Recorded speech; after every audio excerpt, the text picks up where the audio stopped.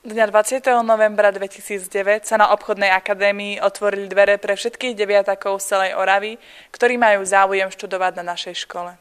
Všetci žiaci obchodnej akadémie, pravda, že okrem tých, ktorí boli požiadaní o pomoc pri prezentovaní školy, dostali riaditeľské voľno a preto nevideli, ako to tu v ten deň vyzeralo. Poďte sa spolu so mnou na to pozrieť. Žiaci boli rozdelení do skupín, v ktorých postupne prichádzali a prezerali si jednotlivé triedy, v ktorých sa oboznámili s postupom pri vyučovaní rôznych predmetov, ako napríklad ADKčko, kde si vyskúšali písanie v programe ATF, účtovníctvo, cudzie jazyky, nemohla chýbať ani telesná výchova. Ste spokojní s priebehom dnešného dňa? Tak ja zatiaľ áno. Účasť je dobrá. Páčia sa vám nádejní prváci? No tak, či páčia, no tak to ešte uvidíme, keď to nastúpia. Zvládli študenti, ktorých ste si zobrali na pomoc svoje prezentácie alebo svoju prácu? Tak ja si myslím, že áno, podľa toho, čo sme od nich žiadali.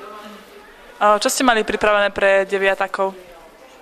No, takže čo sa týka týchto našich priestorov, ktoré tu máme, tak športové hry rôzneho druhu a samozrejme naša posilovňa. S tým, že bola tu aj zabavná hra, ktorá už momentálne skončila z nejakých nečakaných dôvodov. A pravda, že cvičné firmy. Poslúchali títo deviatáci? Tých, ktorých to zaujímalo, určite áno. Tí poslúchali. Tých, ktorých to nezaujímalo, ktorí sa tu prišli uliať, tak tých nie, ale myslím, že vo väčšine ich to zaujímalo.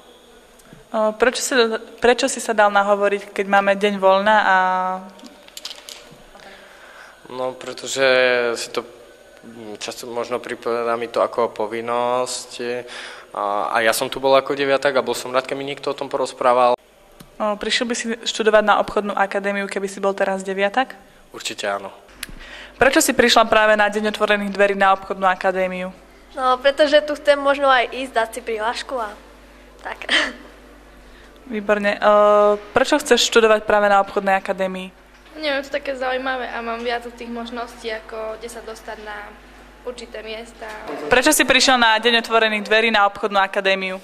Tak, zistiť niečo nové o tejto škole a či tu môžem ísť vlastne, alebo nie.